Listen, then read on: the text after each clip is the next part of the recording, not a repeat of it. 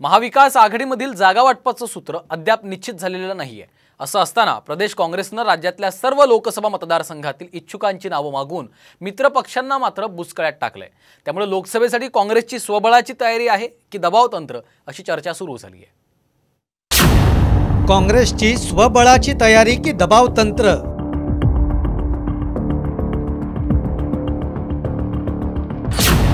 अठ्ठेचाळीस जागांवरच्या इच्छुकांची नावं मागवली।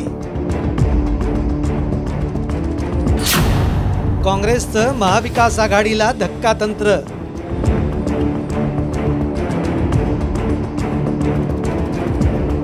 लोकसभा निवडणुकीत जागा वाटपाची चर्चा अंतिम टप्प्यात आल्याचं महाविकास आघाडीकडून सांगितलं जातंय। येत्या काही दिवसात यावर शिक्कामोर्तब होणार असा दावा सुद्धा मवियाचे नेते करतायत। दुसरीकडे काँग्रेस मात्र मित्रपक्षांवर दबाव तंत्र आणण्याच्या तयारीत आहे।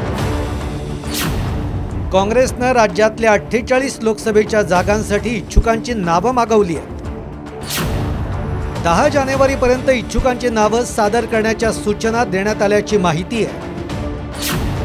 उमेदवार कोण आणि त्याची ताकद काय हे तपासलं जाणार आहे। त्यामुळे काँग्रेसने लोकसभेसाठी स्वबळाची तयारी सुरू केली आहे की दबाव तंत्र आहे अशी चर्चा आता सुरू झाली आहे। 48 जागेवर काँग्रेसचे उमेदवार लढले होते ना मागच्या वेळेस। NCPला किंवा इतर पक्षांना जागा सोडून ज्या जागा होत्या त्याच्यावर काँग्रेसचे उमेदवार लढले होते आणि मला वाटते की जिथे काँग्रेसचे उमेदवार लढले होते तिथे काँग्रेसला मतही मिळालेले आहे। मग त्या जागेवर तयारी करण्यास हरकत नाही। ती तयारी जर आघाडीतल्या दुसऱ्या उमेदवारासाठी कामात येईल ना।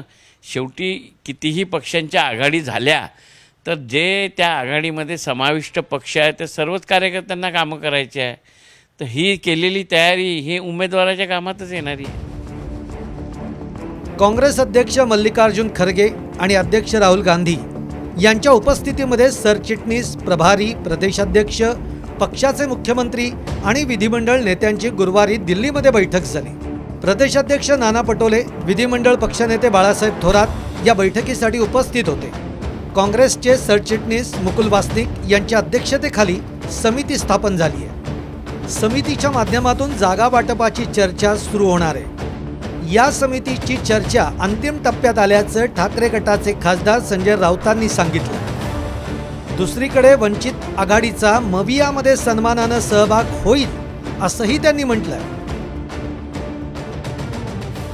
काँग्रेस आणि राष्ट्रवादीची वंचित बहुजन आघाडीला महाविकास आघाडीत समाविष्ट करून घेण्यात कोणतीही हरकत नसल्यामुळे आम्ही असं मानतो की वंचित बहुजन आघाडी हा सुद्धा महाविकास आघाडीचा एक घटक आहे आणि त्याच्यामुळे वंचित बहुजन आघाडी म्हणजे माननीय प्रकाश आंबेडकरजी यांच्याबरोबर सन्मानानं आम्ही चर्चा आणि वाटाघाटी करत आहोत। आज ही मैं सुबह जो हाई लेवल कमेटी है कांग्रेस की और जिसमें सीनियर लीडर्स हैं दिल्ली के, उनसे मेरे अभी बातचीत हो गई है और 1-2 दिन में खरगे साहब ने जो कमेटी का गठन किया है या राहुल गांधी जी ने जिस कमेटी का गठन किया है उस कमेटी के साथ हम लोग बैठेंगे और प्राइमरी डिस्कशन उस कमेटी के साथ हमारा लगभग हो रहा है या खत्म हो रहा है। दुसरीकडे लोकसभेसाठी मवियाचा जागा वाटपाचा फॉर्म्युला ठरल्याचं सांगितलं जातंय। लोकसभेच्या 48 जागांपैकी ठाकरे गट 18 ते 19 जागा लढवणार असल्याची माहिती आहे। काँग्रेस 13 आणि राष्ट्रवादी काँग्रेस 11 जागा लढवणार असल्याचं कळतंय। प्रकाश आंबेडकर यांच्या वंचितला 2 आणि राजू शेट्टी यांच्या स्वाभिमानी शेतकरी संघटनेला 2 जागा देण्यात येणार आहे। बहुजन विकास आघाडीला 1 जागा मिळू शकते। लवकरच या फॉर्म्युल्यावर शिक्कामोर्तब होण्याची शक्यता आहे। असं असताना 48 मतदारसंघांची चाचपणी करून काँग्रेस मित्रपक्षांवर दबाव टाकण्याचं राजकारण करतंय का हा प्रश्न आहे।